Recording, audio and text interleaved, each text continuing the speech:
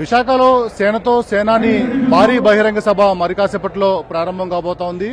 రెండు తెలుగు రాష్ట్రాల నుంచి క్రియాశీల కార్యకర్తలు 16,000 మంది ఈ సభకు హాజరు కాబోతా ఉన్నారు. ఇప్పటికే అటు ఆంధ్రప్రదేశ్ రాష్ట్ర వ్యాప్తంగా అటు తెలంగాణ రాష్ట్ర వ్యాప్తంగా కార్యకర్తలందరూ కూడా ఈ ప్రాంగణానికి చేరుకుంటా ఉన్నారు. ఈ ప్రాంగణానికి అల్లూరు సీతారామరాజు పేరుగా నామకరణం చేశారు. మనం చూడొచ్చు మొత్తం అటు ఆ స్టేజ్ పైన పార్టీ అధినేత పవన్ కళ్యాణ్ తో పాటు పార్టీ ఎమ్మెల్యేలు, మంత్రులు, ఎమ్మెల్సీలు, ఎంపీలు అందరూ కూడా కూర్చోబోతా ఉన్నారు. అదేవిధంగా స్టేజ్ కు రెండు వైపులా అటు తెలంగాణ నుంచి ఇటు ఆంధ్రప్రదేశ్ రాష్ట్ర వ్యాప్తంగా నుంచి వచ్చిన క్రియాశీల కార్యకర్తలు 16,000 మంది ఇక్కడ కూర్చోబోతా ఉన్నారు. ఇప్పటికే అటు కార్యకర్తలందరూ కూడా సభకు హాజరయ్యేందుకు భారీగా తరలి వస్తా ఉన్నారు. మధ్యాహ్నం 3 గంటలకు ఈ సభ ప్రారంభం కాబోతా ఉంది. 6 గంటలకు పవన్ కళ్యాణ్ ప్రసంగం ఉంటుంది. ముఖ్యంగా ఆ పార్టీ భవిష్యత్తు, కూటమి నేతల మధ్య సఖ్యత, సుపరిపాలన ఈ అంశాలపైన పవన్ కళ్యాణ్ ప్రసంగం ఉంటుందని చెప్పి కూడా పార్టీ నాయకులు చెప్తా ఉన్నారు. విశాఖ కేంద్రంగా 3 రోజుల పాటు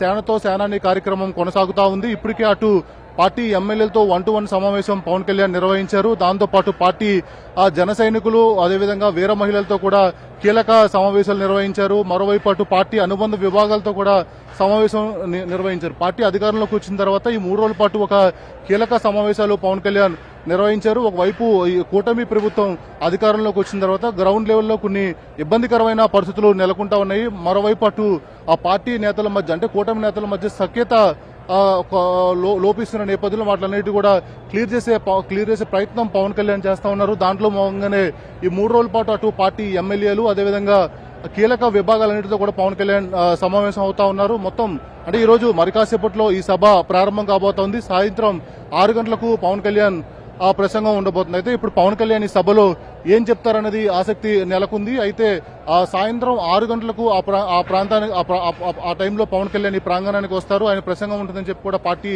నాయకులు చెప్తా ఉన్నారు. ముఖ్యంగా ఆ పార్టీ భవిష్యత్తు అదేవిధంగా కూటమి ఏడాది సుపరిపాలన, దాంతోపాటు కూటమి నేతల మధ్య సఖ్యత ఈ అన్ని అంశాలపైన కూడా పవన్ కళ్యాణ్ ప్రసంగం ఉంటుంది. మరోవైపు జనసేన పార్టీ ప్రస్తావనకు సంబంధించి పార్టీ భవిష్యత్తుకు సంబంధించి రాబోయే రోజుల్లో ఏ విధంగా ప్రయాణం ఉంటుందని దానిపైన కూడా ఈ సభా వేదికగా పవన్ కళ్యాణ్ దిశానిర్దేశం చేయబోతున్నారు. ముఖ్యంగా 0 నుంచి ఒక సీటుకి ఎలా వచ్చారు, 1 నుంచి 100% స్ట్రైక్ రేట్ ఎలా సాధించారని దానిపైన కూడా పవన్ కళ్యాణ్ చెప్పబోతా ఉన్నారు. ఈ రోజు ఒక కీలక సభ మరి కాసేపట్లో ప్రారంభం కాబోతుంది. ఈ సభ వేదికగా పవన్ కళ్యాణ్ ఏం చెప్తారనేది ఆసక్తి నెలకొంది. కెమెరామెన్ రవితో కలిసి వినయ్, NTV వైజాగ్ నుంచి.